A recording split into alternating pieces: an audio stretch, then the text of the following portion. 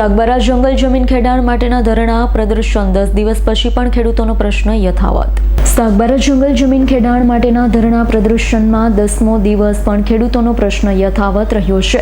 ખેડૂત મહિલા આગેવાન લીલાબેન વસાવા સહિત ખેડૂતો 10 દિવસથી અન્નજળનો ત્યાગ કરી ધરણા પર બેઠા છે। ખેડૂતોના જણાવ્યા અનુસાર કલેક્ટરને 10 તારીખે આવેદનપત્ર આપી ચૂક્યા છે, છતાં તંત્ર અહીં જોવા પણ આવ્યું નથી।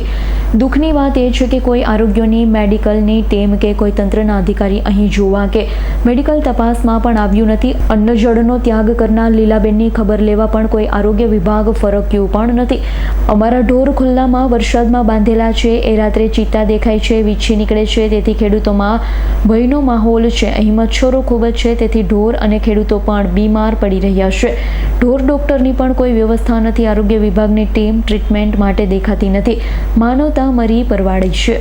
ખેડૂતોના જણાવ્યા અનુસાર 2002થી આ જમીન અમે ખેડીએ છીએ અને 2025થી વન વિભાગ અમને ખેડાણ કરતા રોકે છે। આજે ઉમરાપાડાના ખેડૂતો અમારો વિરોધ કરે છે। જ્યારે અમે ખેડતા હતા ત્યારે આ લોકો ક્યાં ગયા હતા? 2002માં ત્યારે જંગલ ખાતું ક્યાં હતું? આજે અમને ખેડતા 20થી 22 વર્ષ થઈ ગયા છે। અત્યારે વન વિભાગ અમને અટકાવે કેમ છે? આદિવાસી નેતા અમારા સમર્થનમાં આવે પણ અમારી સાથે ઝઘડો ના કરાવે તેવી વિનંતી છે। જ્યાં સુધી ન્યાય નહીં મળે ત્યાં સુધી આંદોલન ચાલુ રહેશે તેમ ખેડૂતોએ જણાવ્યું છે। નામ બોલું પહેલાં?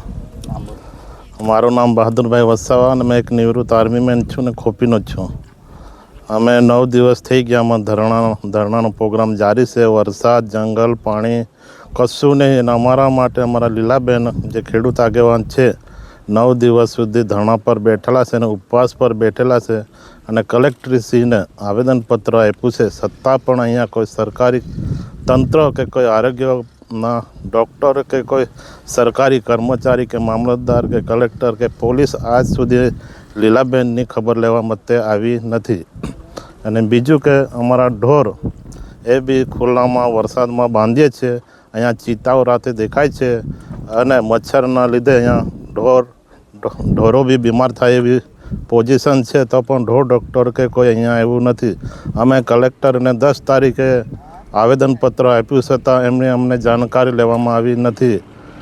અને જે કંઈ ઇસ્યુ છે અમારું 2002થી આ જમીન અમે ખેડીએ છીએ અને આજથી 25 વર્ષ પૂરા થવા આવ્યા છે। અમને 2025થી એ લોકોએ રોકે છે।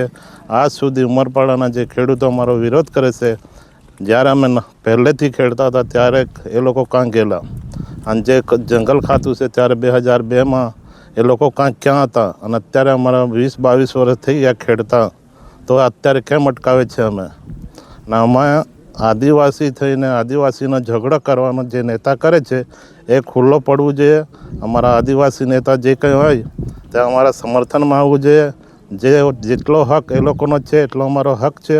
અમે કંઈ ભારત દેશના છે, અમે કોઈ બહારથી નથી આવ્યો। એવો કાયદો નહીં કે એક સુરત જિલ્લાના માણસો નર્મદા જિલ્લામાં ના ખેડી શકે। એ તો એવો કોઈ કાયદો બી નહીં બનાવ્યો। 2005માં જે કાયદો બનાવ્યો છે આદિવાસી માટે બનાવ્યો છે, કેન્દ્ર સરકારે બનાવેલો છે। અને જે હક અધિકાર છે અમને મળવો જોઈએ। અને જે વિરોધ કરે છે બહેનો, એ મારી ખાસ વિનંતી છે કે આપણે એક સમજના છે। આપણે હળીમળીને આ જમીન કરેલી છે, અત્યાર સુધી કરીએ જ છે ને આમાં તમારી સાથે કોઈ લડા ઝઘડો નથી। એટલે મારી વિનંતી છે કે એવું ના કહેતા કે અમે 1 ઇંચ પર જમીન ના આપીએ। એવું થશે, અગર આપણો આપસમાં ઝઘડો થશે તો એમાં ત્રીજો માણસ ફાવી જાય તો તમને બી 1 ઇંચ ના મળે એવું લાગી રહ્યું છે। આ જંગલ ખાતું બેહડું નીતિ અપનાવી રહી છે, એમાંથી 2માંથી ત્રીજો ફાવી જશે એવું લાગી રહ્યું છે અમને। દીપક જગતાપનો રિપોર્ટ, S9 ન્યૂઝ, રાજપીપળા। અમારી તમામ માહિતીથી અપડેટ રહેવા માટે જોડાયેલા રહો S9 ન્યૂઝ સાથે।